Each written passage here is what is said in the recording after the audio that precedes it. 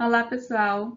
A gente vai começar a ver agora alguns aspectos relacionados ao sistema de drenagem urbana e manejo de águas pluviais, que, como a gente viu, os 4 pilares do saneamento básico são o abastecimento de água, sistema de esgotamento sanitário, o manejo de resíduos sólidos e a limpeza urbana, e o último pilar, não menos importante, relacionado à drenagem urbana e manejo de águas pluviais. Então, é importante, é necessário que esses 4 componentes sejam atendidos, sejam oferecidos, ofertados à população em boa qualidade e quantidade suficiente para todos, garantindo aquela questão da universalização.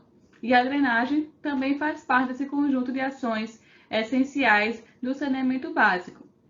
Só relembrando que a gente tem lá na lei que trata sobre a Política Nacional de Saneamento Básico, em relação ao aspecto de drenagem, ele vai ser constituído das atividades, da infraestrutura, das instalações operacionais relacionadas à água pluvial, vai desde a parte de transporte, passando pela detenção ou retenção da água da chuva, bem como o tratamento e a disposição final dessas águas de chuvas coletadas. É importante também ressaltar aqui a questão do amortecimento de cheias. Então, o sistema de drenagem ele vai ser pensado para amortecer as vazões de grandes chuvas, para que elas não venham a se acumular em determinado local na via pública ou em algum local que possa trazer prejuízo à saúde da população. Então, eu vou pensar sempre na forma de como é que eu consigo amortecer essas vazões de cheia, seja através da maneira de transporte, de detenção ou retenção de água de chuva.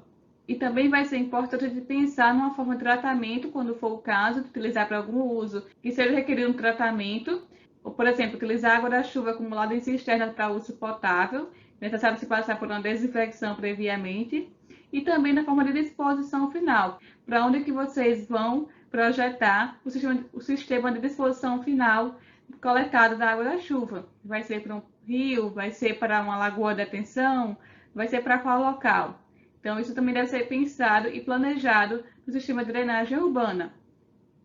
E aí eu trago aqui para vocês essas fotos que vocês já devem estar familiarizados com essas situações. Todo ano praticamente acontece esses eventos de chuva intensa, onde se acumula água nas vias aqui principais de Natal. Mas isso não é uma realidade apenas aqui de Natal, né? Vários municípios do nosso estado e vários municípios Brasil afora também passam por esses mesmos problemas de drenagem urbana quando se tem uma chuva excessiva. E aí a pergunta que fica é até quando a gente vai precisar conviver com situações como essa, né, de ruas completamente alagadas, a pessoa não consegue transitar, nem os veículos, nem as pessoas, há muitas perdas materiais e algumas vezes, né, de vidas humanas decorrentes dessa falta do sistema adequado de drenagem urbana. E outra questão que também precisa refletir, por que que a gente ainda tem situação como essa? Quais são as causas desses alagamentos das nossas vias públicas, das ruas ficarem totalmente alagadas, intransitáveis, ou trazer problemas de erosão em encostas, né, deslizamento de terra? Quais são as causas? É apenas as chuvas intensas? E outra coisa, né, de quem é a culpa por a gente ainda ter situações como essa? São apenas dos nossos políticos governantes ou a sociedade também tem uma parcela de culpa nesses problemas relacionados à drenagem urbana? A gente vai ver aqui um pouco mais sobre esses aspectos teóricos da drenagem urbana, mas também sem esquecer essa parte prática relacionada aos problemas de drenagem urbana.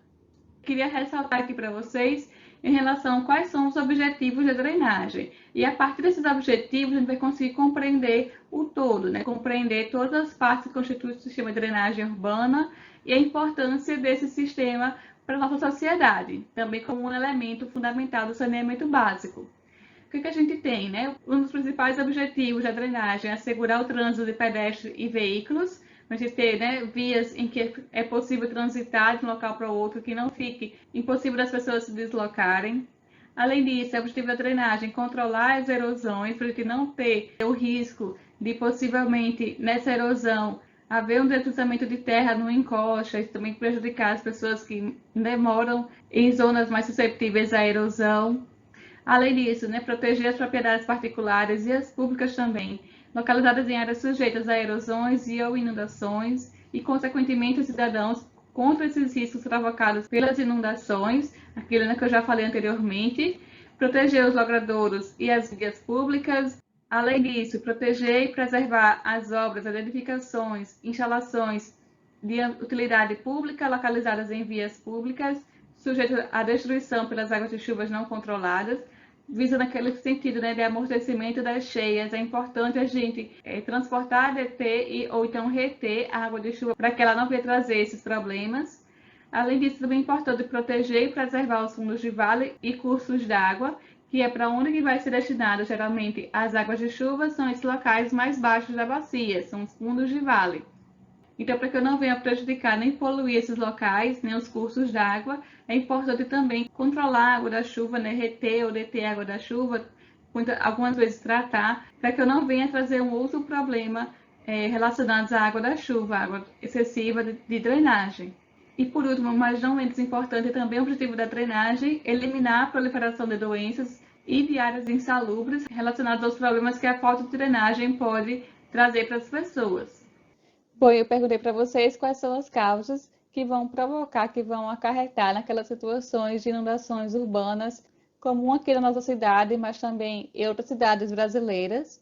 E essas causas, elas passam por aspectos diversos, que vai desde a ocupação de áreas marginais, que já são sujeitas às inundações, que são construídas na margem de algum rio, e aí em períodos mais chuvosos, esse rio vai ter a tendência de ocupar essas áreas marginais.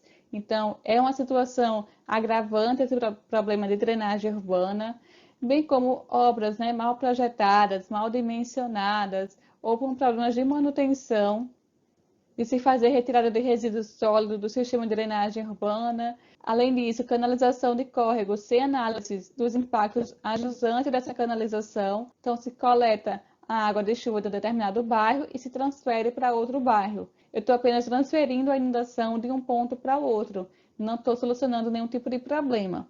E também é importante destacar a questão da qualidade da água da chuva, quando muitas vezes ela é misturada com esgoto de maneira irregular, e isso traz um problema de poluição difusa, uma vez que essas águas de chuvas misturadas com esgoto, elas não vão passar por uma ET. No sistema de separador absoluto, a gente já viu isso, a gente vai ter tubulações diferentes, e aí a água da chuva, uma vez que é misturada com o esgoto, ela vai potencializar a poluição difusa em toda a bacia hidrográfica. E esses problemas, de maneira geral, vão estar relacionados à falta de planejamento urbano. E aí já deixo uma dica para vocês, quem ainda não estudou, quem ainda não pagou a disciplina de planejamento urbano territorial, estudem, tentem se matricular nessa disciplina, porque vocês conseguem ver uma visão do todo, além desses problemas de drenagem, de saneamento ambiental, também como se pensar e como se planejar uma cidade para que a gente não continue a ter problemas como esses que eu mostrei anteriormente. Então, fica a dica aí para vocês. As próximas aulas a gente vai estudar um pouco mais sobre a questão da urbanização, desses problemas relacionados à drenagem urbana e um pouco sobre o sistema de micro e macro drenagem.